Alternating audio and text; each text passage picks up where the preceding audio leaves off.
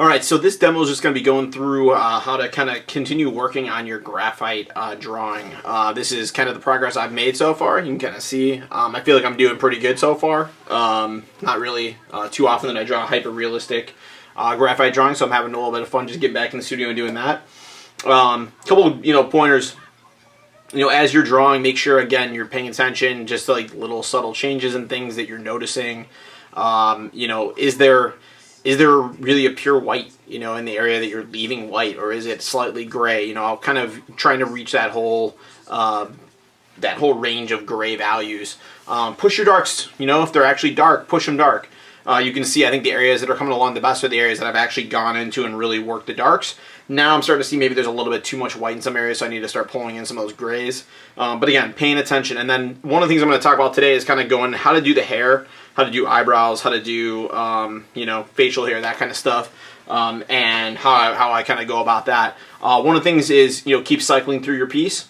Touching on all the areas. Don't just get obsessed with one. Try not to just use lines. Okay, sometimes there are lines. That's going to happen in your piece.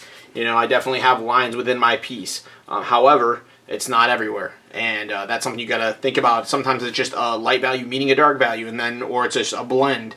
So there's not always lines. And then building stuff up. So if you have an HB pencil and that's all you have, that's fine, but still build it up light to dark. And then, cycle through. If you have an HB pencil, but you also have a 2B pencil, you could go HB the whole drawing, and then go back over with your 2B and kind of build up those values. And if you have other pencils, if you have an ebony, you have a 4B, a 6B, those things can then help you even further build up that value range. So those would be something just to think about as you get going. All right, so just kind of getting back to it, a couple things I was kind of looking at when I was, not drawing. I was just kind of looking at maybe how dark this area, particularly in the eye, right here is, and what I was really maybe neglecting in there. So that might be an area for me to go back into and just kind of rework a little bit further. Again, I'm not, I'm seeing some areas that I'm leaving very, very white in my drawing, where the areas, in the actual image are not quite, that stark white. So, again, I can make, a little bit of decision in terms of my drawing and what I'm deciding to leave light or dark. However, I still want to make sure I'm not just making stuff up. So that's something that I'm just kind of paying attention to here. So, so I'm just kind of building up over this area again. I get, again, just allowing pressure to build up that value. I think this is an area that's coming along pretty well. Some areas I'm obviously spend a little bit more time on. I'm trying to cycle through, like I've been talking, but also trying to work an area that you guys can kind of see that's pretty finished. So we're getting there. And again, if I notice along the way that I'm messing something up, I tend to go back, I erase it, I'll fix stuff. There might even be a point here where you get it pretty done, but then you see some highlight points. You want to go back and pull those out, and that can be done with any number of things. Like just your wet eraser could do that, or you could find just an eraser tip, of a standard pencil that would actually help quite a bit.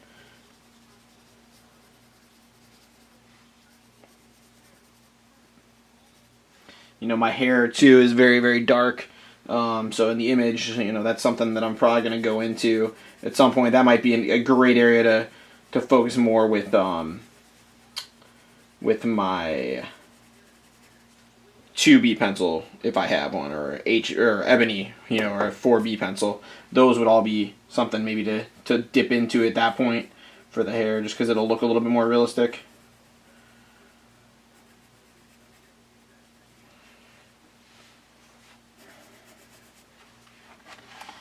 Getting a little bit of glare here, so I'm going to need to pick up. Another thing that I haven't talked about, but even just taking a piece of paper as you draw, just to cover up so you're not smearing your stuff, and just draw on top of that. Anything. I've seen people use gloves.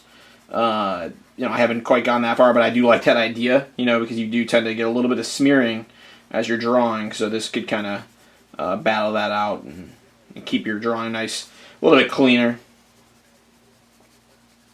Alright, so I'm going to kind of just value this area in a little bit here. Just kind of show you how I'm building this up over time. And again, going back, I'm always constantly correcting mistakes and re-looking at it, squinting at it. Okay, so one thing I wanted to talk about was just hair. So for me, my facial hair right there, and on this I haven't done yet, But basically when I'm going in there, I mean, I'm looking at what's going on, but I'm also, I mean, I'm not going to maybe draw on every single thing exactly how I see it because it'd be insane. Now, there are artists that do that. But I'm just going in and just kind of putting down marks for facial here. Same way that I would do, say, eyebrows. You know, if I'm going up and working on my eyebrow here, I'm really just kind of going directional marks. The way that part of my face would be turning, or, you know, that hair is kind of going in. You can see here now I got my head kind of coming in and cropping out, so I want to get that kind of sketched in a little bit. Again, and then there, I mean, it's really dark over here, so just for like a point reference, I might shade that in a little bit. I'll build that back in later, but you can kind of see how this is progressing, I think, pretty well. You know, I'm not totally disappointed in how this is coming out. I might push that in a little bit there. I don't know if I made my forehead too small there, so that's where I got to be careful about pressing maybe a little bit too hard because I'm not really totally sure on some of these corner pieces here.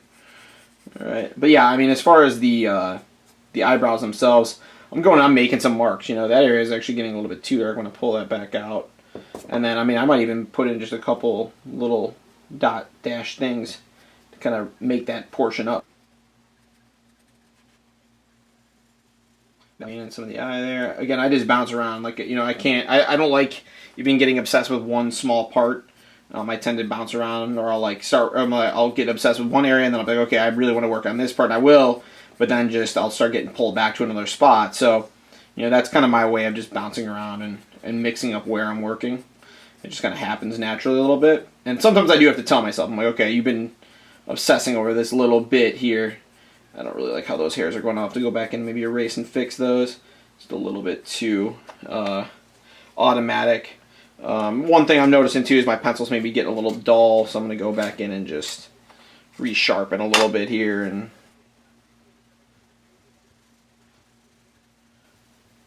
I'm going a little bit sharper with some of my shading even here. I'm just kind of going in and almost like letting the line stay. I kind of like that visual. And I'll blend them out, or I'll kind of make them a little bit more subtle later. But sometimes I do like that look to the drawing, just when I can see some of my shading lines, you know, a little bit more intentionally. And it looks like I cropped off a little bit on the side. I'm not super worried about that, but maybe I came in a little bit too far there, so I can trim out a little bit of that. And just kind of leave that line in there. It does sharpen up a little bit, but all right. So again, you know, keep going with your stuff. Keep building stuff up. Again, just a couple little tips that you can use to kind of get your drawing going. And again, if you have any questions, feel free to email me. Any tips that you might be able to use. And if you need feedback, you know, send me images of your pieces, and I'll get back to you. So.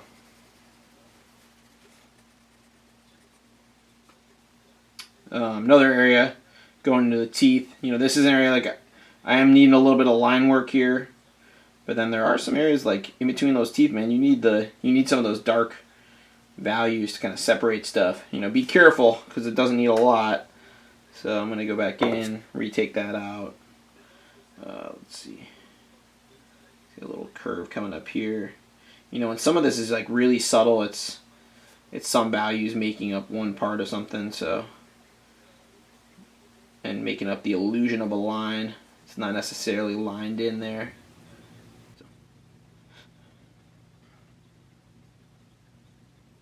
This area between the teeth is just really stark black, and that's good because that kind of gives me a sense of where I can push my darks in some spots, and obviously others are not going to be that dark.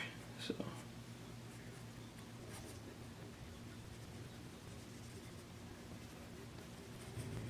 So again, a little bit more progress for today. Not bad. You know, you can see some of the changes that I've gotten done. I'm liking the progress, and I'm just going to keep going. So I encourage you to do the same.